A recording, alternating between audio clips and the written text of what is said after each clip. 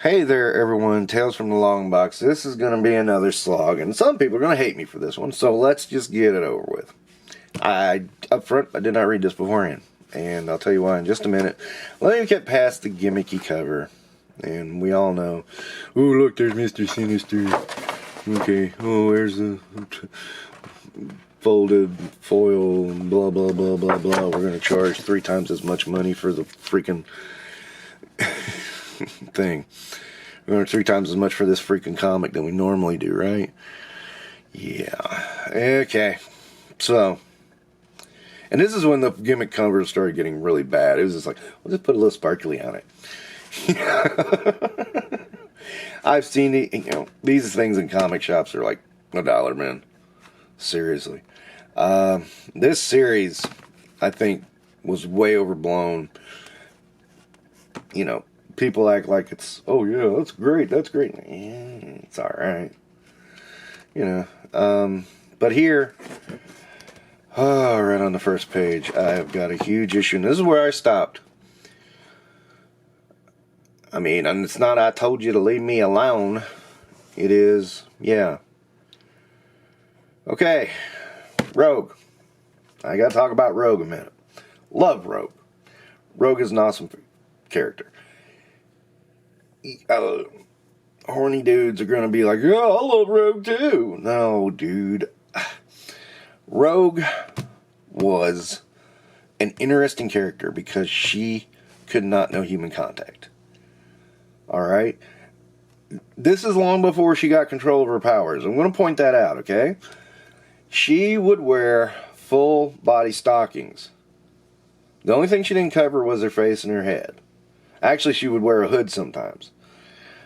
This made sense from a character perspective. She had a very traumatic moment in her life where she almost killed somebody because she did not understand her powers.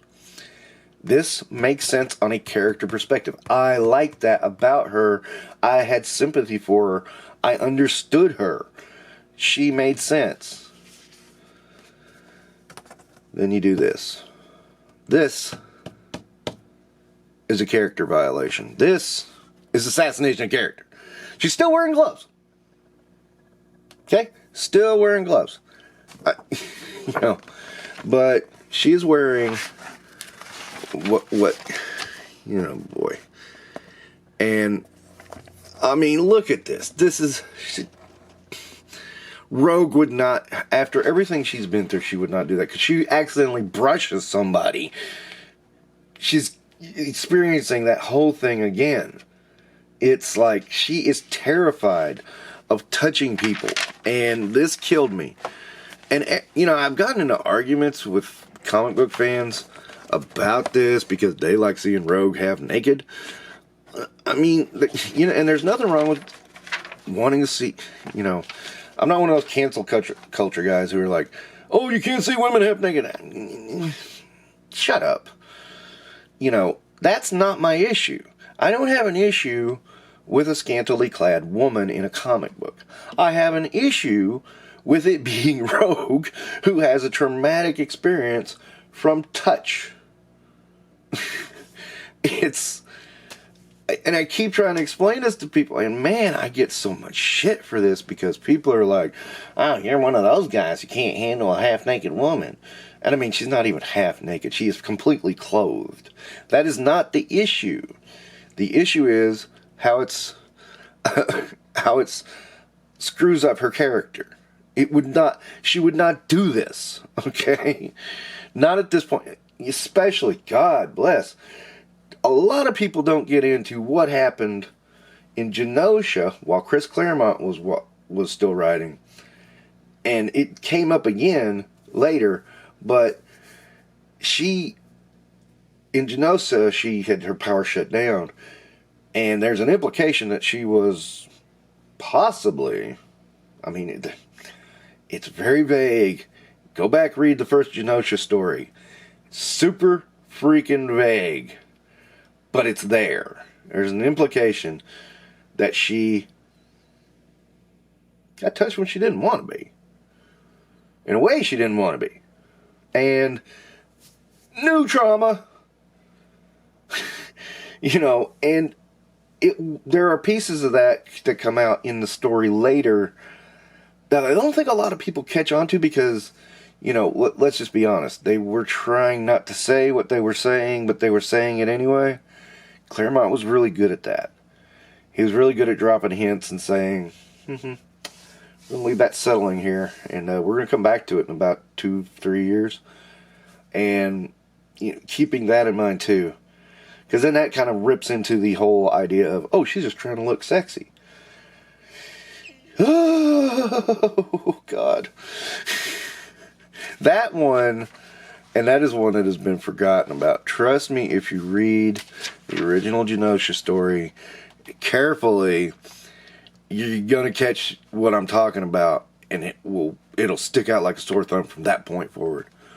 But yeah, oh man, I've gone on for like 5 minutes on this one aspect of this character violation. I feel is a character violation, and it was a major one to me.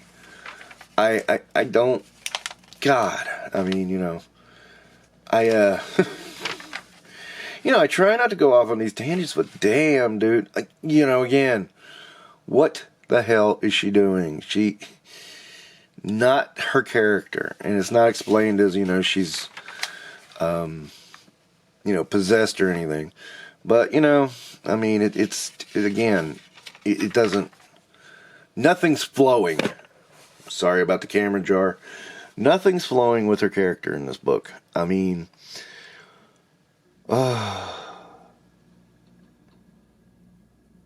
I should shut up, you know, because it's too late. I mean, this is 30 years old, and it's done. It's over, you know. But the X-Men have been, you know, decimated character-wise for decades. Oh, the overpower cards. The Tick. Love the Tick. Yeah, but, you know, I get a little hot about, you know, the Claremont years just being decimated within, like, a few years after he left the books. You know, love the Claremont years. I think they're some of the best books ever written, and yeah, okay, no, not every one of them was great, okay? And I can point to plenty of books where that Claremont wrote that were bad. And that's not necessarily X-Men either. Oh, I can think of one right off the top of my head, and it involves her. This little green-eyed girl right here. She's in it too. If you can think of what I'm talking about, she's directly responsible for some of the things that happen. Honest. And it's terrible. It's stupid. Incredibly stupid. Now, no, she didn't. No.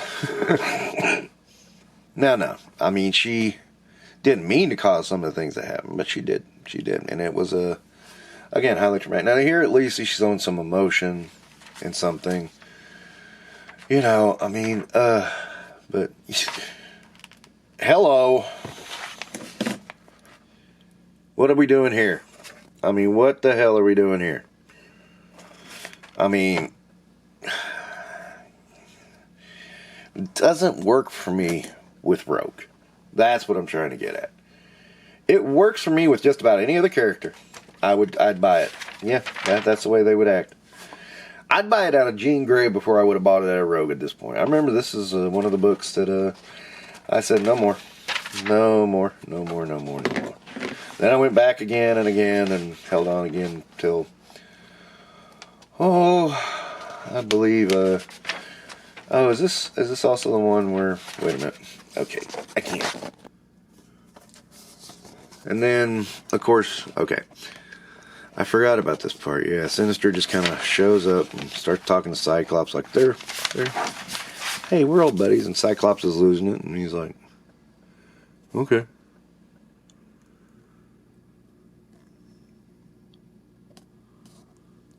Yeah,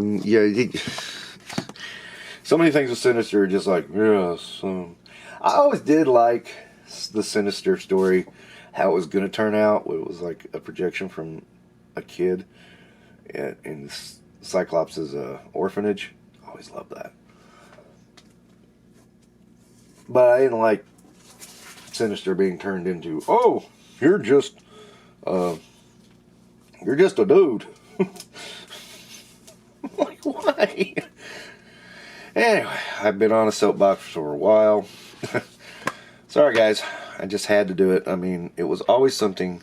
It's always been something that bugs me, and about this era X-Men that I'm never gonna get over. I'm just gonna tell you right now, I'm never gonna get over it. But you know, okay, that's enough for me. Thank you for watching Tales from the Longbox. Don't forget to like and subscribe.